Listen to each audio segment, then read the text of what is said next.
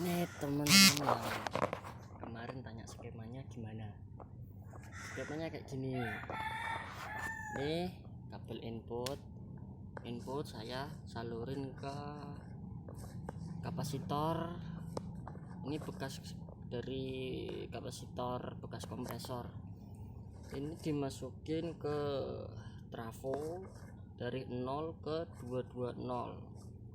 Jadi ini ibaratnya disambungin aja bareng kapasitor sama kabel input, disatuin terus masukin ke 0 ke 220 itu. Terus yang kedua, untuk outputnya kita juga kasih kapasitor yang lebih besar, intinya buat tambungan itu biar lebih ringan gitu. Outputnya juga sama, sistemnya sama kayak ini. Jadi disambungin kabel outputnya kapasitor, lalu dimasukin dari 0 ke 240 gitu. Kalau mau beli trafo yang kecil ya juga bisa, tapi nggak rekomendasi. Biasanya itu lebih seringnya kebakar aus. Biasanya kalau beli yang jadi itu lilitan tembaganya jelek, nggak asli tembaga. Banyak kan dari apa tuh yang nggak putih-putih itu, entah dari aluminium atau apa itu. Kalau digosok itu pasti warnanya rubah jadi kayak putih krom tuh. Tapi kalau mau bikin alat kayak gini, kalau groundnya itu enggak dalam, itu sama saja percuma. Percumanya gini, ampernya itu pasti rendah. Ground itu buat ngangkatin ampere, makanya saya pakai tambahan alat ini. Groundnya itu saya kedalamannya 30 meter, tapi enggak semua harus dalam juga enggak, soalnya setiap daerah itu pasti kelembapan tanahnya itu beda-beda. Itu yang biar bikin lebih mudah mengantarkan mencari magnet bumi gitu.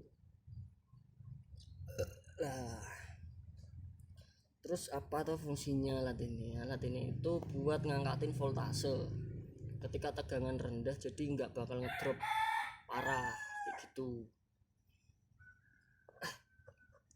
Kalau di YouTube itu kebanyakan sistemnya kayak gini, jadi trafo tok dimasuki dari input 0 ke 220, terus nanti dikeluarin outputnya 0 240.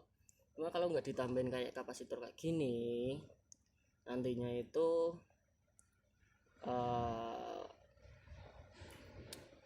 ketika dibuat mesin-mesin yang kelas berat kayak dinamo 1 PK, kompresor 3/4, terus router.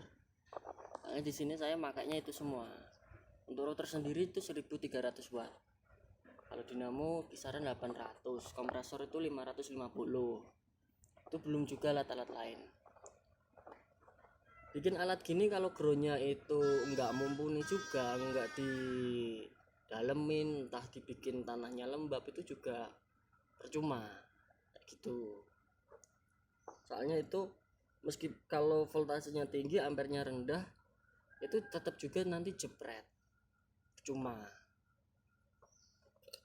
Jadi yang paling utama sebenarnya bukan hanya dari sini toh, tapi dari groundnya juga. Tuh,